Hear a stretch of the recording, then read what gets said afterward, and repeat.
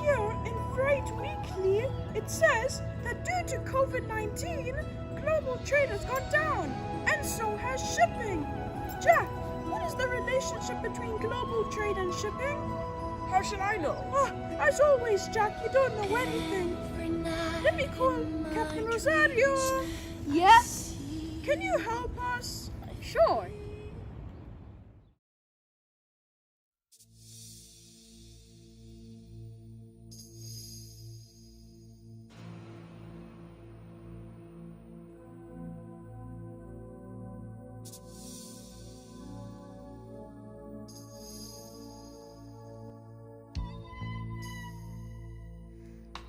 For 1,000 years, ships have sailed across the seas to bring cargo where demanded.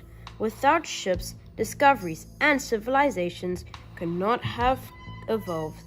This is an amazing story. So, what is the relationship between global trade and shipping? First, we must ask ourselves, what is global trade? Global trade is simply the exchange of goods between countries. When we ship a product to another country, it is called export. When a product is shipped to you by another country, it is called import. Global trade has been happening for thousands of years before the Egyptians built pyramids. Countries already exchanged everything from precious stones to spices. The Silk Route was an example of long-distance trade from Rome to China. 6,000 kilometers trading silk, Roman wool, and precious metals. But trade on land was full of danger. You had to cross different lands of different rulers. You had to cross mountains, and don't forget, bandits. Sailing at sea also had its challenges: scurvy, bad weather, and let us not forget, pirates.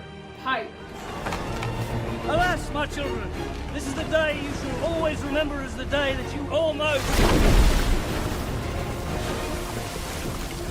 Captain Jack Sparrow. But trading by sea was still safer, and one could carry much more cargo on a vessel compared by trading by land.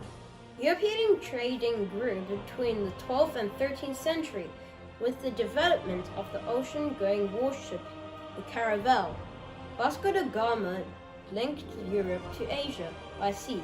He sailed from Lisbon on the São Gabriel and went to India. Trading between Europe and Asia grew. A few years later, in 1492, Christopher Columbus discovered the Americas. Shipping opened trade routes all over the world. Today, global trade happens in a massive scale and involves a huge amount of products. But why do people trade? There are two main reasons. 1. Some countries have raw materials that other countries need or want, but they do not have. This means that they will buy and import these goods. The second reason is comparative advantage.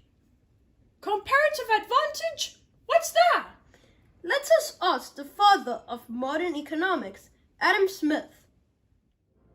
Adam Smith was a Scottish economist and a philosopher born in 1723.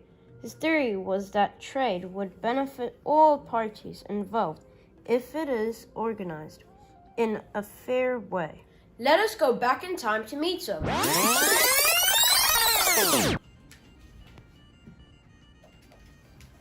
Is trade good or bad? I believe trade benefits all. Trade links people together. Without trade, there is no exchange of ideas. By exchanging goods, we get ideas, find and see new solutions. All civilizations have improved their cultural level thanks to trading. To learn from others is what makes humanity so special. This is not the only reason why trading is good. There is comparative advantages. Let me give you an example.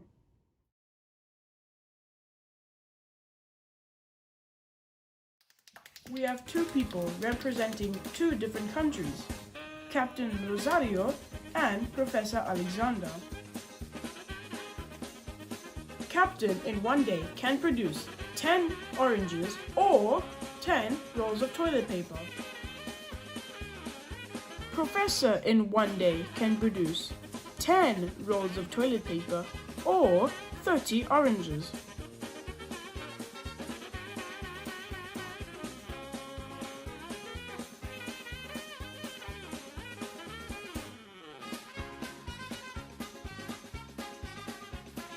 If Captain and Professor want to produce both items in half a day, Captain will produce 5 rolls of toilet paper and 5 oranges. Professor would produce 5 rolls of toilet paper and 15 oranges. Total 10 rolls of toilet paper and 20 oranges. If each do one item in one day, the max total in one day is 10 rolls of toilet paper and 30 oranges. With specialization, the combined production is higher.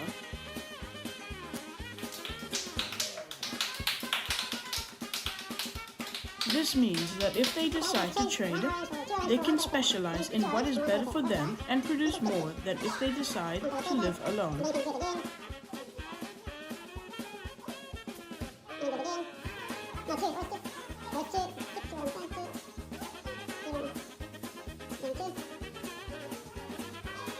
This, however, only works if we are fair. The problem is that sometimes the strong bargain with the weak.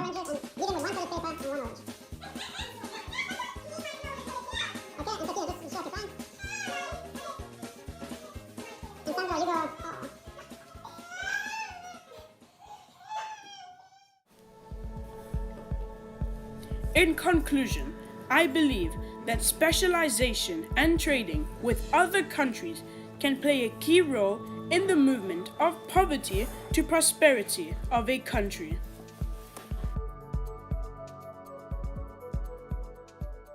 So 80% of global trade is moved by ships, so shipping is linked to global trade. Oh yes, we say that shipping is a derived demand. People demand shipping, not for the ship or the transport itself, but the demand is for the goods to be transported. So more global trade, more goods need to be moved, so more ships are needed. If global trade decreases, then there is less need for ships. That's right, Rose. Shipping is a derived demand.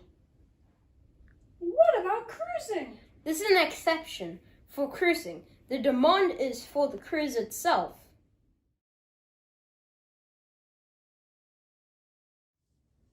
Hey, I want to throw the best party in my towers. Only the best for the King Donald. Give me some American champagne. But champagne is French. It is only made in France. France? Just make it happen. I have a good friend, Monsieur Lafayette. Ah, La Baguette. I love baguette with American meatballs. Not baguette, Lafayette. Ah, okay. Get La Baguette on the phone.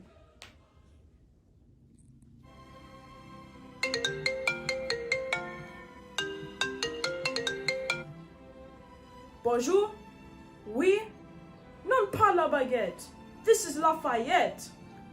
Ah, Roi Donald. You want champagne? Pas de problème. I will ship it to you. So you pay champagne and freight? No, the freight is not the wine. It is the cost of transport. The cost.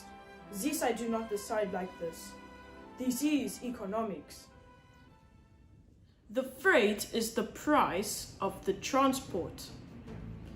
The price is the monetary value that the person is willing to pay for that service. But how is the price fixed? There are two forces in the market. The buyer, who wants the price to be low, and the seller, who wants the price to be high. Let me give you a practical example. This bowl represents the market. The small marble represents the price of a product. At the bottom of the bowl, I drew a line. This is the potential price with the dollar. On the one side of the bowl, the price goes up. On the other, the price goes down. My right hand represents the amount of people wanting to sell the product, the supply, and my left hand represents the amount of people wanting to buy the product, the demand. Let us start with the supply and the demand being equal. The ball moves around, it changes, but eventually a price called the equilibrium price is found. So this is the price. But now the market changes. There are more people selling the product, so the supply increases. See what happens to the ball or the price? It moves again, and it finds an equilibrium price, which is lower to the one before. Let us now change the market again. Now the demand is higher than the supply. The ball moves again, and new equilibrium price is found, which is higher than the previous two prices. Alright, I'm waiting for my shipment, and I'm gonna have a huge party with all the champagne. I'm gonna make sure to use the best shipping line.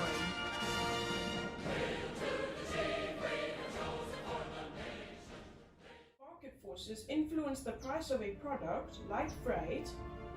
How does someone choose who to use? You are right! How do you make a choice if the market forces make prices similar? Even if the price is similar, the service is different between companies and can make, like King Donald says, a huge difference.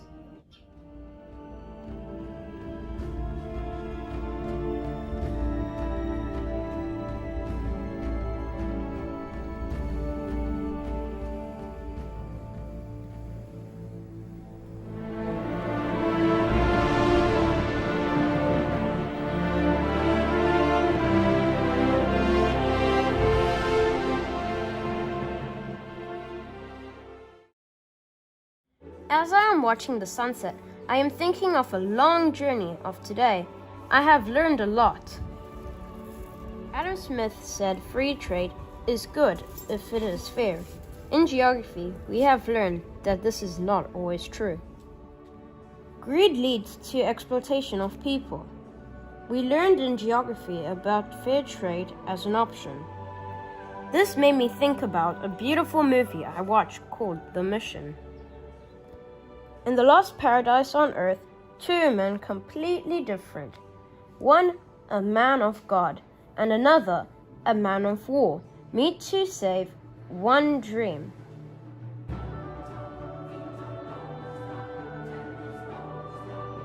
Fair trade against exploitation. Guess who wins at the end? There is a famous idiom which says it is better to live one day as a lion instead of 100 years as a sheep. But I wonder, can we not all live together 50 happy years as pandas? I know what you guys are gonna say.